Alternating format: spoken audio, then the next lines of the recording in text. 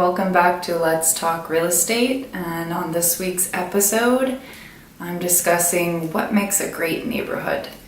So when you're looking to either rent a new apartment or buy a new apartment, you're not only evaluating that space, you're also evaluating the neighborhood to which you're buying into, or the neighborhood to which you're looking to become a part of. So I kind of thought about it, and I came up with 8 different characteristics that I thought really make up a great neighborhood. So number 1 is lifestyle. And that would be sort of looking at what it is that you need out of that particular place and time in your life.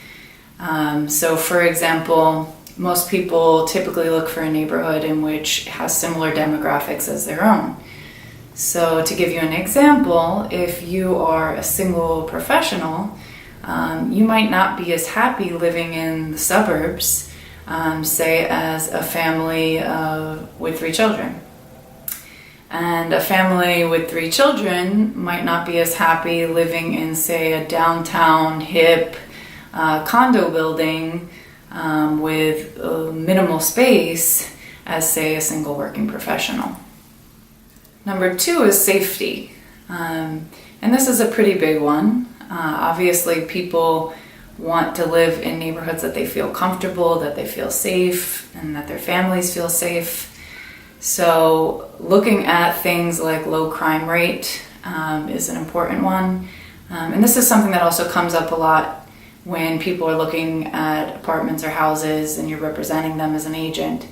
And we're actually not legally allowed to speak to the safety of a neighborhood, and the reason is that in past times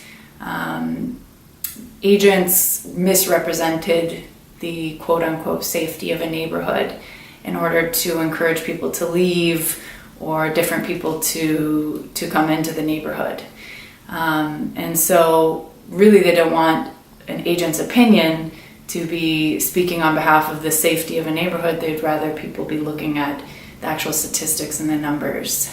So what I can do as an agent is direct you to resources. So there are things like apps and websites that map the crime rates, and not only the occurrence of crime, but also the type of crime that it was. So, if it was a domestic altercation, if it was a robbery, or if it was something more violent than that. And then you can evaluate based on those numbers how safe you feel the neighborhood is. Number 3 is schools. So schools is another topic that real estate agents aren't able to comment on when it comes to the quality of the school, but we can speak to resources that can help guide you. 2 of which I always recommend are Great Schools and New York City School Help.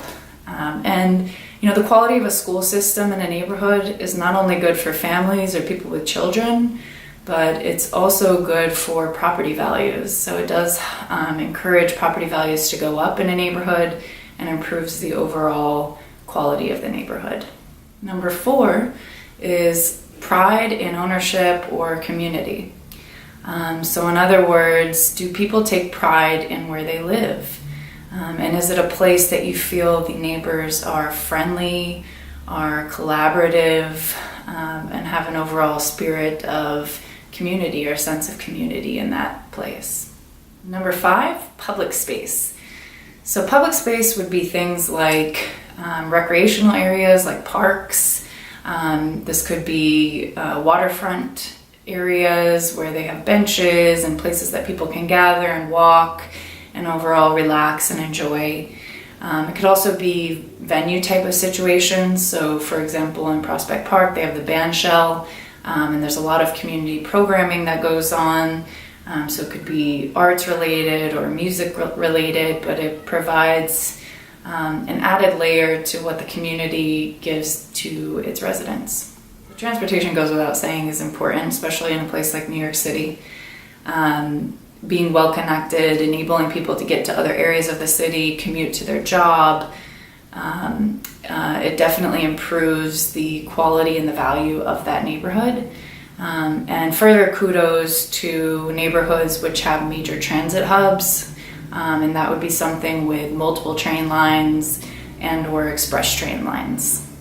Number 7, amenities. This could be anything from restaurants, cafes, to cultural institutions like museums, shopping, entertainment, and nightlife. And last but not least, number 8 is walkability.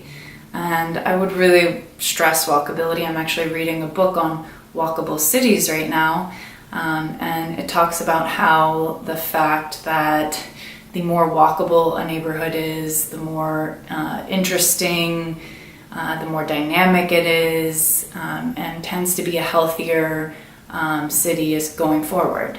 And it talks a lot about areas in the Midwest that used to be much more walkable, and because of the automobile and the way that the city became designed with highways and made it less walkable, that city sort of started to die in a sense. So things like one-way streets, which actually encourage drivers to drive faster or speed, and can make obviously that same street more dangerous or hazardous for pedestrians, converting that back to two-way streets. And I think Jane Jacobs would certainly agree with me in regards to walkability that, you know, the more walkable the area is, the more eyes you're going to have on that street, the more stores, the more dynamism, and obviously the more overall interesting that place will be for its residents. So those are the 8 items that I think make a neighborhood great.